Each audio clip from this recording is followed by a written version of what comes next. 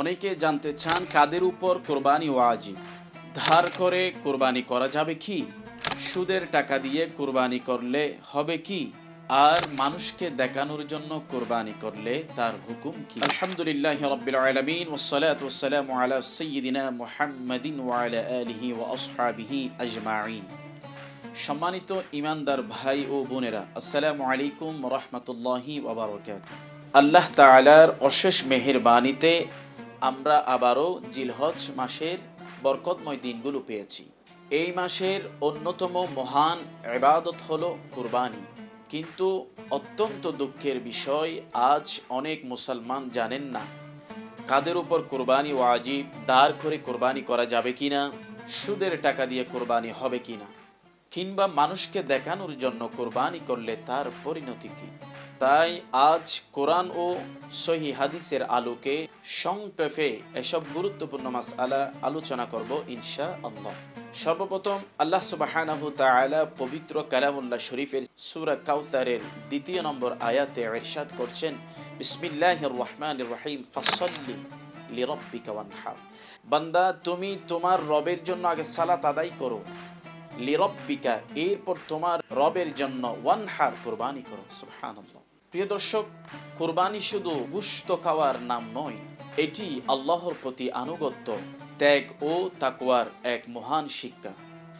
সরকারে দু জাহান নবী করিম সাল্লাল্লাহু তাআলা আলাইহি ওয়াসাল্লামের শ্রেষ্ঠতম আমল থেকে আমরা জানব।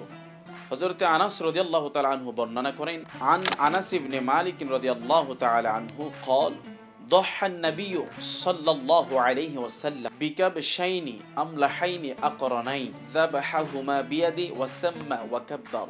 রাসূলুল্লাহ সাল্লাল্লাহু তাআলা আলাইহি ওয়াসাল্লাম দুইটি সাদা এবং কালো সুন্দর শিংওয়ালা দুব্বা কুরবানি করেন। তিনি নিজ হাত মুবারক দ্বারা জবাই করেন এবং বিসমিল্লাহ ও তাকবীর পাঠ করেন। সুবহানাল্লাহ। তাহলে রাসূল করিম সাল্লাল্লাহু তাআলা আলাইহি ওয়াসাল্লামের আদর্শ যদি আপনার ভিতরে থাকে, তাহলে অবশ্যই সেই কোরবানি আল্লাহর কাছে পৌঁছে যাবে। সুবহানাল্লাহ। আল্লাহ আমাদেরকে আমার রাসূলের সুন্নাহ আমল করার তৌফিক দান করুন। আমিন। প্রশ্ন, সামর্থ্য থাকা সত্ত্বেও কোরবানি না করলে তার হুকুম কি? সরকারে দু জাহান রাসূল করিম সাল্লাল্লাহু তাআলা আলাইহি ওয়াসাল্লাম ইরশাদ করছেন, মান ওয়াজাদা সাহহাতান ফালাম ইউদহি ফালা ইয়াকরাবান্না মুসাল্লানা। যে ব্যক্তি সামর্থ্য থাকার সত্ত্বেও কোরবানি করলো না, আমার রাসূল বলছে সে যেন আমাদের ঈদগাহের নিকটও না আসে। অর্থাৎ আমরা যে ফাসল্লি লিরাব্বিকা ওয়ানহার, আল্লাহর নামে কোরবানি দেওয়ার পূর্বে যে আমরা ঈদগাহতে নামাজ পড়তে যাব, রাসূল বলছে যার সামর্থ্য থাকার পরও আল্লাহর সন্তুষ্ট অর্জনের লক্ষ্যে যিনি কোরবানি করতে পারলো না, সে যেন আমাদের সাথে ঈদগাহে না আসো। অর্থাৎ ঈদগাহে না যাওয়া মানে মুমিনদের থেকে ওনাকে জুদা করে দেওয়া, ওনাকে আলাদা করে দেওয়া, ইমানদারের লিস্ট থেকে তাকে রিজেক্টেড করে দেওয়া। সুতরাং আল্লাহকে পেতে হলে রাসূল আরবি সাল্লাল্লাহু তাআলা আলাইহি ওয়াসাল্লামের আদর্শকে আমাদের ভিতর ধারণ করতে হবে। অবশ্যই আল্লাহ আমাদেরকে আমার রাসূলের আদর্শকে অনুসরণ অনুকরণ করার তৌফিক দান করুন। আমিন। আরেকটি প্রশ্ন, কার উপর কুরবানি ওয়াজিব হবে? যার কাছে ঈদের দিনগুলোতে অর্থাৎ জিলহজ মাসের আরবি মাসের 10 তারিখ, 11 তারিখ অথবা 12 তারিখের ভিতরে মৌলিক প্রয়োজনের অতিরিক্ত 7.5 তোলা স্বর্ণ, 52.5 তোলা রূপা অথবা এর সমমূল্যের নগদ টাকা, ব্যবসার মাল বা বিক্রির জন্য রাখা সম্পদ যদি থাকে, অবশ্যই তার উপর কুরবানি ওয়াজিব। এই পরিমাণ সম্পদ যদি, এই পরিমাণ মালামাল যদি, এই পরিমাণ স্বর্ণরূপ যদি চলে আসে, অবশ্যই আপনার উপর কুরবানি ওয়াজিব। অবশ্যই আপনার থেকে আল্লাহর সন্তুষ্ট অর্জনের লক্ষ্যে কুরবানি দিতে হবে। আপনাকে বিশাল গরু জবাই করতে হবে তা না, আপনি ছোট্ট এক ভাগ কোরআন এবং হাদিসের সমন্বয়ে এক ভাগ কোরবানি আল্লাহর সন্তুষ্ট অর্জনের লক্ষ্য দিবেন। ওই এক ভাগ কোরবানি আপনার জন্য কিয়ামতের কঠিন মুসিবতের সময় জান্নাত নিশ্চিত করবেন। সুবহানাল্লাহ। ঋণ থাকলে ঋণের পরিমাণ বাদ দিয়ে যদি নেসাব পরিমাণ সম্পদ অবশিষ্ট থাকে, তাহলে অবশ্যই ওই ব্যক্তির উপর কোরবানি ওয়াজিব। আল্লাহ আমাদেরকে সামর্থ্যবান করুক এবং আল্লাহর নামে প্রতি বছর কোরবানি করার তৌফিক দান করুন। আমিন। এরপরের প্রশ্ন, ধার করে কোরবানি করলে হবে কি?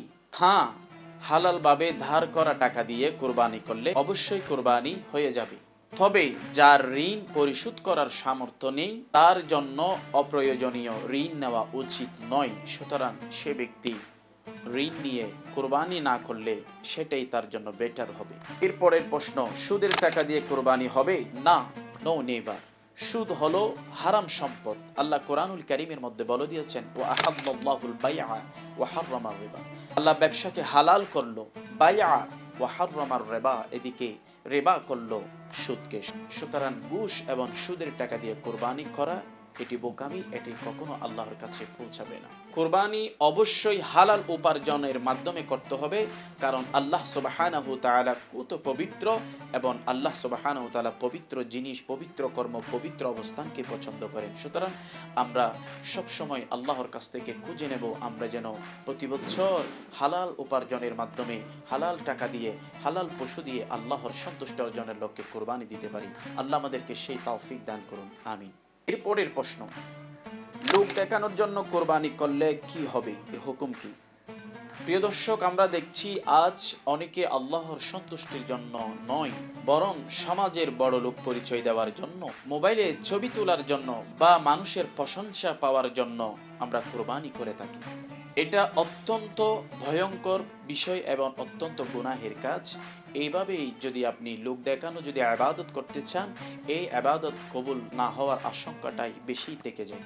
এই সম্পর্কে আল্লাহ সুবহানাহু তাআলা সূরা হজ্জের ৩৫ নম্বর আয়াতে বলছেন, বিসমিল্লাহির রহমানির রহিম, লা ইয়ানালাল্লাহা লুহুমুহা ওয়ালা দিমাউহা ওয়ালাকিন ইয়ানালুহুত তাকওয়া মিনকুম। আল্লাহ সুবহানাহু তাআলা বলেন, আল্লাহর কাছে তাদের গোশত ও রক্ত পৌঁছে না, বরং তোমাদের তাকওয়া ফরহেজগারি আল্লাহর কাছে পৌঁছায়। সুবহানাল্লাহ।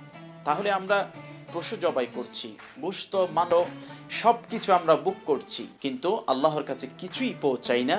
আল্লাহর কাছে শুধুমাত্র পৌঁছায় আমাদের তাকওয়া, আমাদের নিয়ত, আমাদের সহি, আমাদের ইখলাস, এগুলো আল্লাহর কাছে পৌঁছায়।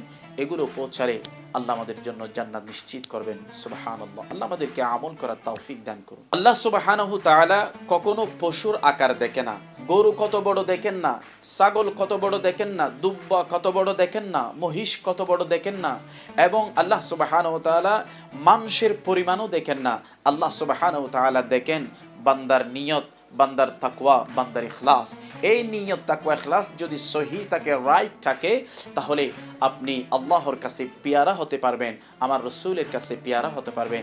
সুতরাং আমরা রিয়া থেকে, সুদ থেকে এবং ধার নিয়ে কুরবানি করা থেকে, মানুষকে দেখানোর জন্য, মানুষের প্রশংসা পাওয়া এবং বড়লোকি একটি ভাব, মানুষ আমাকে দেখাবে, মানুষের কাছ থেকে আমি বাহবা পাবো, ওরকম আশা আকাঙ্ক্ষা করে কুরবানি করা থেকে আল্লাহ আপনাকে, আমাকে, আমাদের সবাইকে হেফাজত করুন, আমিন। প্রিয় ভাই ও বোনেরা, আসুন হালাল উপার্জনের অর্থে কোরবানি করি, আল্লাহর সন্তুষ্টির জন্য কোরবানি করি, রিয়া ও লোক দেখানো থেকে বেঁচে থাকি। কুরবানির মাধ্যমে হযরতে ইব্রাহিম আলাইহিস সালাম এবং হযরতে ইসমাঈল আলাইহিস সালামের আনুগত্যের শিক্ষা অর্জন করি। আল্লাহ সুবহানাহু তাআলা আমাদের সকলের কোরবানি কবুল করুন এবং আমাদেরকে খাঁটি তাকওয়া ও ইখলাসের অধিকারী বানিয়ে দিন, আমিন।